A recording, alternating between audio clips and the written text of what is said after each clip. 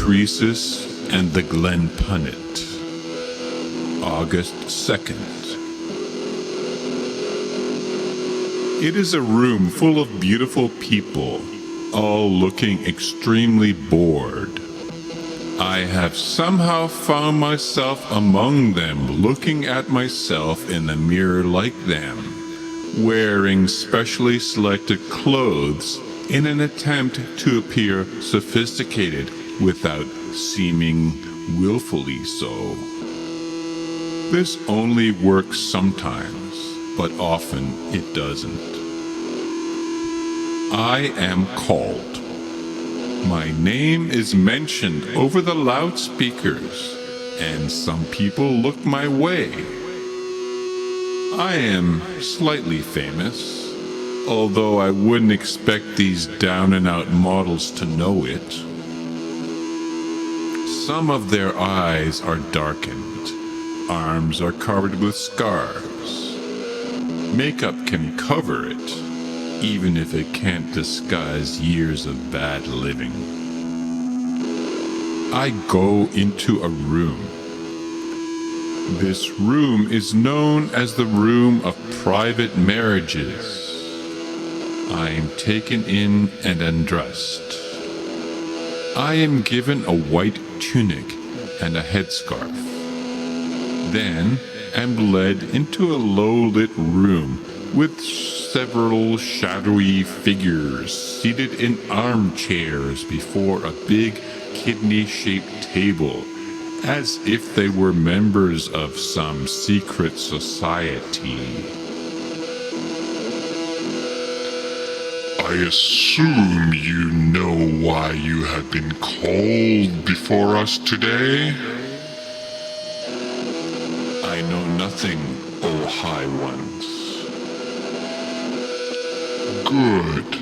It is important that you know nothing other than what you are supposed to know. We have another mission for you. We need you to do another infiltration. Can you do it? Yes. Where? You will be told later. Go into the other room for prep. That will be all. You will be paid in the usual way. I am led into the other room and asked to sit down in a reclining chair by a silent but beautiful assistant. She is tiny.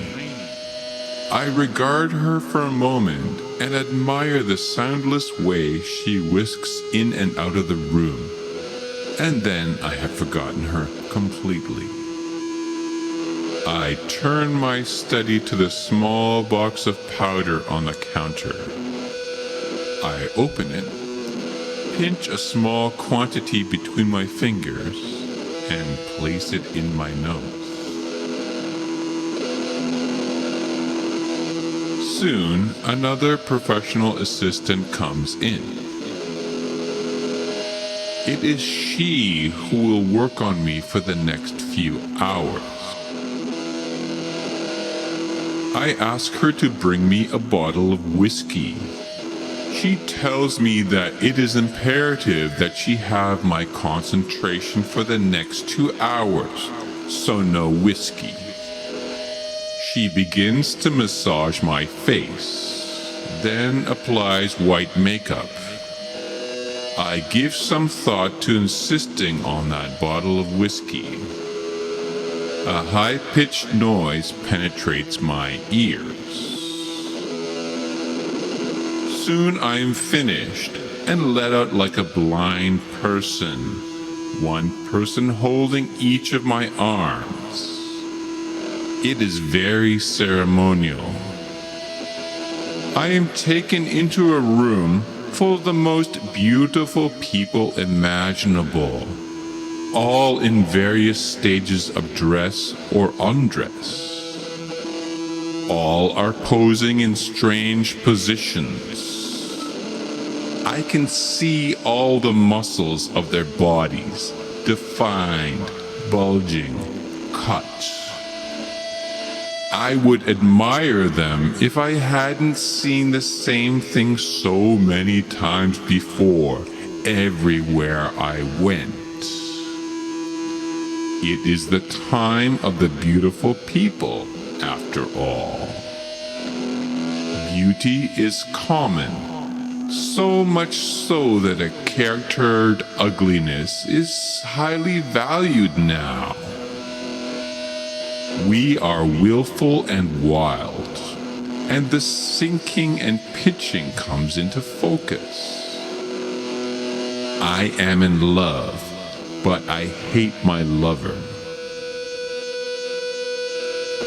I am shown the people I need to infiltrate. I know they are all married. We are all married. Each of us has been tempted by strange women. One with a shattered nose, one with 3 eyes, one with a split mouth that spreads from ear to ear. It is my job to see that the new people follow the same role. It is my job to see that we all go to the same hell after we die. This is important for myself and everyone in our club and everyone who has gone before us. We are models and we are beautiful, but that is all that we are, if not doomed. I see my quarry and home in. I ask if I may come in, but am not immediately accepted. After some time, though, I am a part of the group and the conversation. I propose to my new friends that we find another studio to relax ourselves in. I know that it sounds like an obvious trap, and I am relying on the curiosity of those in peril. It works sometimes, and sometimes it doesn't. I never know when it will. This time, it doesn't. The men clutch their rings, as do the women. I have to see if my quarry will talk more about themselves, or be inquisitive about others and hold back about themselves. It's the former, so I draw their attention away from the party and onto their personal lives. I make them believe that they could be models of a sort, that people will value certain aspects of their looks.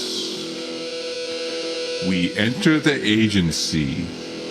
It is dark, but a receptionist is still working. They sit down at first, but are then brought with me into the room with the elders. They are asked to sit in the chairs, and another person will be brought in front of them. This person is guilty of killing another model and will be dealt with through our internal justice.